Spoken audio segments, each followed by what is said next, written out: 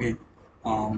तो यहाँ पे देखो, ठीक है, इसमें क्या होता है कि मैं जा रहा हूँ यहाँ पे, जो हमने पहले जो हमें एक चैप्टर में से एक टॉपिक हमने कंप्लीट किया, ठीक है। अब उस टॉपिक पे क्या करना है, तुम्हें यहाँ पे आना है और यहाँ पे एक लिखा हुआ है ये कंसेप्ट वाइज नोट्स, ठीक है। तो इन पे जैसे क्लिक करोगे तो यहाँ पे आ जाओगे फिजिक्स केमिस्ट्री मैथ्स। अब यहाँ पे आना है, जो भी अभी मैंने मैथ का कंप्लीट किया है तो मैथ के लिए यहाँ पे आना view all chapters. View all chapters पे क्लिक करने के बाद आपको आना है जो भी चैप्टर आपको जब कंप्लीट किया है, जो भी चैप्टर तुमने, तो वो उस पे आना है। हमने अभी फंक्शंस किए हैं तो लेट से फंक्शंस पे आते हैं। अब फंक्शंस में देखो जितने भी अच्छे टॉपिक्स हैं सारे, ठीक है, बेस्ड, तो वो हमारे पास सब यहाँ पे दे रखा है, ठीक है। अब हमने अभी डोमेन टॉपिक सॉल्व किया है तो डोमेन पे हमने क्लिक किया। अब डोमेन पे जैसे हमने क्लिक किया तो कितने टाइप के क्वेश्चंस बनते हैं एग्जाम में वो ये दे रखा है। इससे बाहर एक भी क्वेश्चंस नहीं आएगा। एक भी क्वेश्चन इससे बाहर आ ही नहीं सकते, बिकॉज इससे बाहर कॉन्सेप्ट ही नहीं है मैथ में, डोमेन में, ठीक है। तो ये बात होगी। तो देखो, हर एक चैप्टर को कंप्लीट करने के बाद अपन यहाँ पे आएंगे। ये हो गया हमारा एक शॉर्ट नोट्स के अंदर। यहाँ से क्या करना है तुम्हें, चीज़ें शॉर्ट नोट्स पेज में A4 साइज जो पेज है उसमें लिखना है, छोटा छोटा अच्छे से साफ साफ 2-3 पेन यूज करके, कलर पेन यूज करके अच्छे से लिखना है, ठीक है। ताकि बाद में समझ के लिखना है, ऐसे नहीं कि बस छाप दो। पहले समझ लो उसको, दिमाग में समझ लो उसको, मुंह से ऐसे बोल लो कि हाँ भाई इसका मतलब ये हुआ, इसका ये हुआ, ये ऐसा है इसलिए ये ऐसा है, ये ऐसा है इसलिए ऐसा है। सब चीज़ कर लो, उसके बाद एकदम लास्ट में लिखना होता है, ठीक है। तुम शुरू में नहीं लिख सकते कि भाई पहले लिख लेता हूँ फिर समझूंगा। नहीं, पहले समझ लो ना।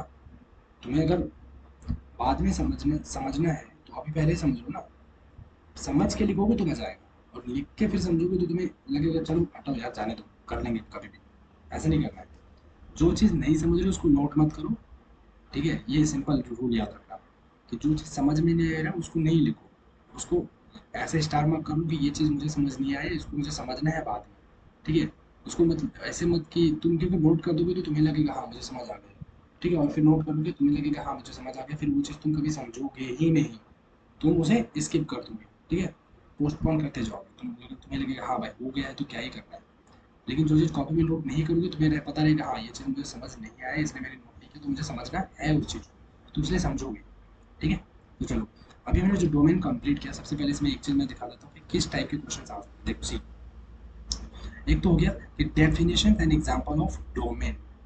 डोमेन के क्या डेफिनेशन है और इसके एक एग्जाम्पल्स। तो इस पर जैसे क्लिक करोगे तो तुम्हें यहाँ पे पता चलेगा कि ये अच्छा ऐसा कुछ है। अभी मैं पहले टॉपिक पढ़ देता हूँ। उसके बाद है domain and range of algebraic functions. मतलब अल्जेब्रिक फंक्शंस होंगे, उसके जो डोमेन और रेंज कैसे निकलता है वो पता करना है, वो यहाँ पे पता चलेगा, ठीक है। उसके बाद आता है domain the range of exponential and logarithmic functions. So exponential function अलग होता है, लॉगरिथमिक फंक्शंस अलग होता है, और उसका डोमेन और रेंज क्या होते हैं वो हम इसमें देखेंगे, ठीक है। तो ये एक शॉर्ट नोट्स की तरह ही है। फिर domain in the range of inverse trigonometric functions. देखो कितने टाइप के फंक्शन है, एक अलजेब्रिक फंक्शंस, फिर exponential functions, logarithmic functions, inverse trigonometric functions. तो इन सब के डोमेन एंड रेंज फाइंड करना होता है। फिर मॉडुलस फंक्शंस, मॉडुलस फंक्शंस के डोमेन एंड रेंज क्या होंगे। फिर आता है हमारे पास domain and range of a greatest integer function. देखो greatest integer functions and signum function. फिर आता है finding the domain of a given functions. एक कोई भी फंक्शंस दिया है तो उसका डोमेन कैसे फाइंड करते हैं। Finding the domain in the range of different functions. अलग अलग फंक्शंस दे रखा है तो कैसे करते हैं, ठीक है। तो ये सब चीज़ है। तो हम देखो यहाँ से करते हैं, फिर से देखो क्या है डेफिनेशन एंड एग्जाम्पल। तो बस यही है कि फॉर गिवन फंक्शंस, कोई भी हमारे पास y equal to f of x कोई फंक्शन अगर दिया है तो the set of values x which can take, provided that for those values y is well defined। मतलब उस फंक्शंस में जो x की वैल्यू है, ऐसा कौन कौन से वैल्यू ले सकते हैं जिससे कि y जो है मेरा वो क्या रहे, वेल डिफाइंड, मतलब बहुत अच्छे से वो डिफाइंड रहे, ठीक है ना। ऐसा नहीं कि 1/x है तो x को कुछ भी ले सकते हैं, नहीं, x को जीरो नहीं ले सकते, उसके अलावा कुछ भी ले लो, क्योंकि जीरो लोगे तो तुम्हारा इनफाइनाइट हो जाएगा। किसी भी चीज़ को जीरो से डिवाइड करते तो इन्फिनिटी आता है, और इन्फिनिटी तुम्हारा क्या हो गया, अनडिफाइंड हो गया, वो डिफाइंड नहीं होता इसलिए, ठीक है। ये हो गया।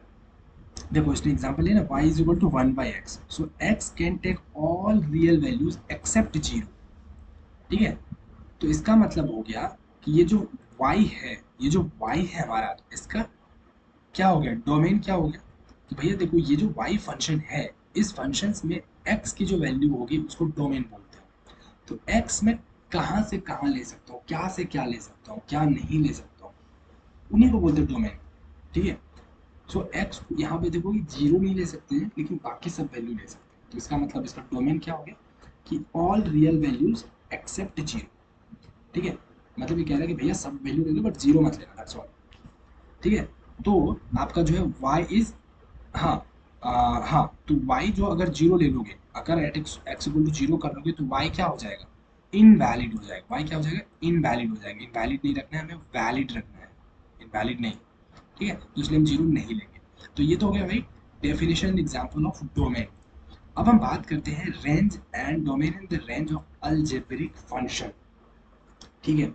सो अलजेब्रिक फंक्शंस है, कैसा होता है वो देखते हैं। देखो ये हमारे पास अलजेब्रिक फंक्शंस। सो अलजेब्रिक फंक्शंस क्या होता है, the functions consisting the finite number of terms involving power in the root of independent variable with the operations like these are called the algebraic function. See, finite number of terms, finite number of terms का मतलब क्या हुआ, देखो यहाँ पे कितने terms हैं हमारे पास, एक ये हो गया x, फिर प्लस अंडर रूट एक्स, फिर क्या, ये एक साथ हो गया। ठीक है। फिर आ सकता है तुम्हारे पास ये under root x square plus one, ये एक टर्म्स हो गया। फिर यहाँ पे एक्स प्लस वन बटा एक्स माइनस वन। ठीक है। तो ऐसा, तो ये हमारे पास फाइनाइट टर्म्स है। यहाँ पे एक हो गया ये, और एक हो गया ये, दो हो गया, इसमें पूरा एक हो गया, इसमें पूरा एक हो गया, ऐसे। ठीक है ना। तो हमारे पास एक दो ऐसे फाइनाइट, ऐसे नहीं कि dot dot dot dot dot चलता रहेगा, नहीं वैसा नहीं होता। ठीक है। तो ये हमारा अलजेब्रिक फंक्शन होता है। अलजेब्रिक फंक्शन में जो है प्लस रहता है, माइनस रहता है, डिविजन्स रहती है। ठीक है, ये सारी चीज़ें रहती हैं। देखो यहाँ पे प्लस है, यहाँ पे भी प्लस है, माइनस है, समझ रहे हो ऐसा। अब अल्जेब्रिक फंक्शंस में भी होता है पॉलिनोमियल फंक्शंस। पॉलिनोमियल फंक्शन मतलब वही आता है ना, क्वाड्रेटिक जो सॉल्व करते हैं, क्वाड्रेटिक हो गया या फिर क्यूबिक हो गया, उस टाइप का फंक्शंस पॉलिनोमियल फंक्शन। पॉली का मतलब क्या होता है, बहुत सारे। ठीक है।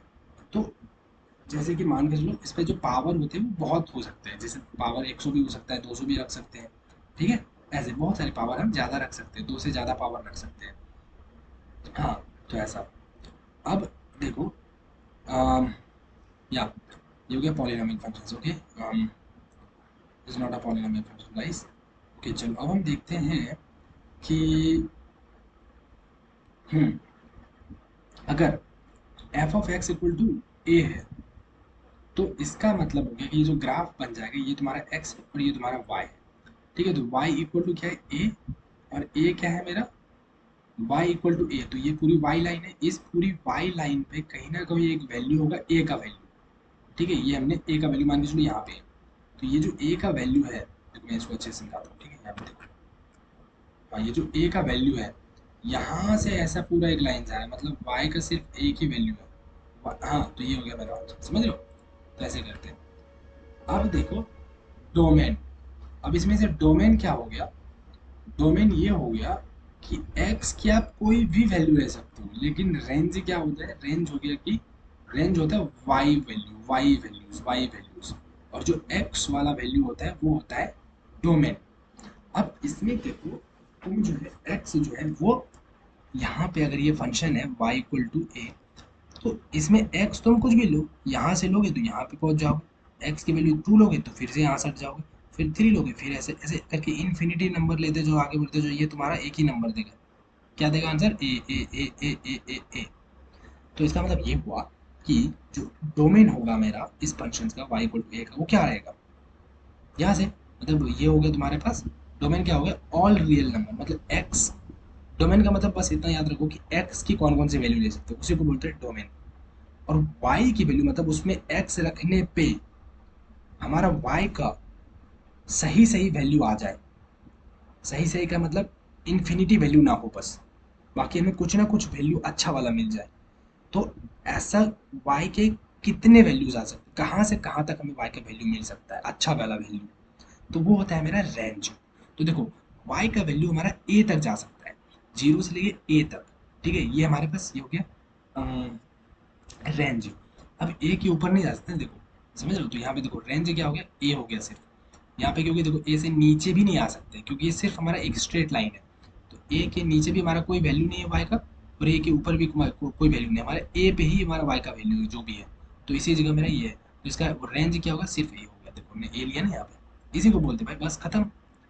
अब आता है कांस्टेंट फंक्शंस। ये हमने कौन सा फंक्शन लिया, ये हमने लिया पॉलिनोमियल फंक्शंस। ये हमारा बढ़ता जाएगा, क्यूब आएगा, स्क्वायर आएगा, उसका अलग अलग ग्राफ बन जाता है। अब कांस्टेंट फंक्शंस में क्या होता है, देखो है ना, ये कांस्टेंट है, मतलब ये ऐसे टेढ़ा ओढ़ा नहीं होता, ये एकदम सीधा जाएगा। सीधा जाने का मतलब अगर तुम x की वैल्यू यहाँ पे कुछ रखोगे तो तुम्हें y दे देगा, ठीक है ना। उतना ही। तो इसमें देखो तुम्हारे पास जो डोमेन एंड रेंज होगा वो ऑल रियल वैल्यू, डोमेन भी क्या रहेगा, ऑल रियल। मतलब यहाँ पे देखो कांस्टेंट जो फंक्शन होता है, कांस्टेंट फंक्शंस, ठीक है, इसमें क्या होता है कि जो तुम x की वैल्यू जितना लोगे y की वैल्यू भी तुम्हें उतना ही मिलेगा। मतलब x का वैल्यू अगर तुम ज़्यादा करते जाओगे तो y का वैल्यू भी ज़्यादा होता जाएगा, x का वैल्यू कम करते जाओगे तो y का वैल्यू भी कम होता जाएगा, ठीक है। x का वैल्यू देखो यहाँ पे रखोगे तो तुम्हें y का यहाँ पे मिलेगा, फिर x का वैल्यू अगर यहाँ रखोगे तो ये ऊपर जाएगा और ऊपर से इधर आएगा तो y का वैल्यू और बड़ा हो गया। x का वैल्यू और ज़्यादा बड़ा करोगे, यहाँ से यहाँ तक ले जाओगे तो ये फिर सट करके इधर हो जाएगा। तो ऐसे बढ़ता जाता है, मतलब x आप कितना ही ले सकते हो, जितना जाना है जाओ भाई, कोई दिक्कत नहीं है। और जितना x आगे बढ़ोगे y भी उतना ही आगे बढ़ेगा। तो डोमेन भी क्या हो गया, all real number, and range क्या हो गया, ऑल रियल नंबर। समझ में आया? ये होती है। फिर आता है आइडेंटिटी फंक्शंस, ठीक है। फिर आता है हमारे पास रेशनल फंक्शन। रेशनल फंक्शन में क्या होता है, बटे में रहता है चीज़ें, ठीक है ना। जैसे ये देखो, ये हमारे पास रेशनल फंक्शन है, ऊपर में भी एक फंक्शन है और नीचे भी एक फंक्शन है, देख रहे हो। हाँ, तो रेशनल फंक्शंस का कंडीशंस ये रहता है कि देखो रेशनल फंक्शन में कंडीशंस के ये रहता है कि आ, जो भैया देख लो ये कि रिमाइंडर इज ज़ीरो, ठीक है। मतलब रिमाइंडर जो जीरो नहीं होना चाहिए भाई। और अगर जैसे जीरो हो गया तो मतलब आपका वो डोमेन फिर वहाँ तक नहीं होगा, ठीक है। जैसे देखो यहाँ पे अगर x की वैल्यू 1 रख दूंगा और x की वैल्यू अगर 2 रख दूँ तो डिनोमिनेटर मेरा जीरो हो जाएगा। कोई सा भी एक वैल्यू रख दूंगा, 1 रख दूंगा तो ये जीरो बनेगा, तो इसको जीरो कर देगा, डिनोमिनेटर पूरा जीरो हो जाएगा। अगर x की वैल्यू 2 रख दूंगा यहाँ पे तो ये पूरा क्या हो जाएगा, देखो ये 2 रख दूंगा तो मुझे क्या होगा, 2 माइनस 2 तो ये जीरो हो जाएगा, ये अगर जीरो हो गया तो इस पूरे को जीरो कर देगा, पूरा डिनोमिनेटर जीरो हो जाएगा। सो हमने क्या बोला कि भाई देखो x की वैल्यू ना हम सब ले सकते हैं, लेकिन 1 और 2 नहीं लेंगे कभी भी। क्योंकि 1 और 2 लेने पे क्या होगा, वो हमारा जीरो बन जाएगा। डिनोमिनेटर अगर जीरो बन गया तो पूरा ये इन्फिनिटी बन जाएगा, और अगर ये इन्फिनिटी बन गया तो हमारा जो एफ ऑफ एक्स है, मतलब इसको वाई बोल दो, वाई इक्वल टू मतलब एफ ऑफ एक्स जो हो जाएगा वो क्या हो जाएगा, इन्फिनिटी हो जाएगा, मतलब इनवैलिड हो जाएगा। तो हमें जो वाई चाहिए, फंक्शन चाहिए, वो इनवैलिड नहीं होना चाहिए। तो इसलिए हमने क्या किया कि डोमेन में हमने बोला कि भाई देखो, डोमेन मतलब एक्स की वैल्यू सभी ले सकते, ऑल रियल नंबर, मतलब 1 2 3 4, मतलब ऑल रियल नंबर ले सकते हैं, जितने भी रियल नंबर होते हैं। लेकिन एक्सेप्ट, माइनस दिया है यहाँ पे, माइनस 1 एंड 2, मतलब 1 और 2 नहीं लेना है, माइनस कर दो, बाकी सब ले लो, ठीक है। बिकॉज 1 एंड 2 क्या होता है, because 1 and 2 denominator becomes zero. अगर 1 और 2 ले लेंगे तो डिनोमिनेटर क्या हो जाएगा, जीरो हो जाएगा। समझ में? यही कहानी और कुछ नहीं है, ठीक है। फिर क्या होता है, irrational functions. irrational functions, so algebraic function consisting of non-integral rational power of x is known as irrational, non-integral, yes। देखो ये हमारे पास है tips for algebraic functions, okay. Denominator should not be equal to zero, okay हाँ। तो ये है, ठीक है। ये हमारे पास हो गया, ये irrational functions हो गया। हाँ, अब यहाँ पे तुम जो देखोगे, find the domain of this function. अब देखो क्वेश्चंस में तुम्हें दे दिया भाई, ऐसे दे दिया, इसका बताओ डोमेन क्या होगा, ठीक है। तो ऐसे करते, तो हम नेक्स्ट क्वेश्चन में क्या करेंगे, हम यहाँ से एक्सप्लेन करेंगे, ठीक है। क्योंकि इसमें मैंने काफ़ी अच्छा एक्सप्लेन किया है, तो मैं नेक्स्ट वीडियो में जो है मैं यहाँ से एक्सप्लेन करूँगा, बहुत अच्छे से करूँगा। क्योंकि देखो इसमें ना बहुत लाइक एनर्जी लगती है, ठीक है। एक्चुअली मैं करते करते वीडियो इतना बनाते बनाते इतना बोलते बोलते ना मैं खुद बहुत थक जाता हूँ। सो मैं अभी अगर इसको वीडियो बनाऊँगा तो अच्छे से एक्सप्लेन नहीं कर पाऊँगा, ठीक है। तो मैं क्या करूँगा, मैं जब मैं फुल एनर्जी में रहूँगा ना, उस टाइम मैं रिकॉर्ड करूँगा तो बहुत अच्छे से एक्सप्लेन करूँगा एक छोटी छोटी चीज़ें, ठीक है। तो मैं बाद में इसको एक्सप्लेन करता हूँ, अभी के लिए मैं इसको यहाँ पे स्टॉप करता हूँ। मैं इसको भी अच्छे से एक्सप्लेन नहीं किया हूँ, इरेशनल फंक्शन को, इसको भी मैं एक्सप्लेन करूँगा, डोंट वरी, ओके। सो यहाँ से करूँगा, तो एक छोटी छोटी चीज़ को करते हैं, क्या दिक्कत है, ठीक है। क्योंकि मज़ा आ रहा है ना भाई, तुम करते जाओ बस, डोंट वरी, ठीक है। चलो फिर मैं करता हूँ नेक्स्ट वीडियो में, ठीक है। बाकी यहाँ तक समझ में आया? चलो कोई बात नहीं, हमने ये टॉपिक कर दिया, अभी हम 2 करेंगे, फिर हमारे पास ये 3 करेंगे। एक बार समझना है बस, लाइफ में चीज़ें एक बार समझनी होती है और अच्छे से समझना होता है, उसके बाद उसे दोबारा उतना टाइम नहीं लगता। कोई भी चीज़ें समझ लो, कि पहली बार उसमें जितना ज़्यादा टाइम लगाओगे, एक चीज़ समझ रहे हो, कोई भी चीज़ करो, अगर उसमें पहली बार तुम टाइम लगा रहे हो अच्छे से, तो याद रखना कि वो चीज़ तुम जब दोबारा करोगे तो तुम्हारा टाइम बहुत बहुत कम हो जाएगा। मतलब अगर पहली बार किसी एक क्वेश्चन को सॉल्व करने में तुम आधा घंटा लगा रहे हो, 40 मिनट लगा रहे हो, कोई दिक्कत नहीं है, क्योंकि जब तुम दोबारा उस क्वेश्चन को रिवाइज करोगे तो 5 मिनट के अंदर तुम समझ लो, अच्छा ये चीज़ मैंने इस यहाँ पे क्यों किया था, क्योंकि ये ऐसा था, ये वैसा था, ये ऐसा था, इसीलिए मैंने ऐसा किया, ये ऐसा किया, क्योंकि तुमने पहली बार बहुत कर रखा है डीप में, एकदम डेप्थ, समझ रहे हो। तो लाइफ में फर्स्ट टाइम ना कोई भी चीज़ करोगे ना, थोड़ी सी मेहनत ज़्यादा लगती है, उसके बाद फिर कम हो जाता है, ठीक है। और जो पहली बार ही नहीं करेगा तो फिर वो दोबारा उसे मेहनत करना ही करेगा कभी ना कभी, तो दोबारा वो कर ही नहीं पाता है। क्यों नहीं कर पाता है? क्योंकि लगता है उन्हें कि भाई मैंने पहले तो किया था, मैंने पहले भी नहीं हुआ, अब करूँगा तो अब कैसे होगा। तो इस कारण जो थे वो करता ही नहीं है मेहनत, ठीक है।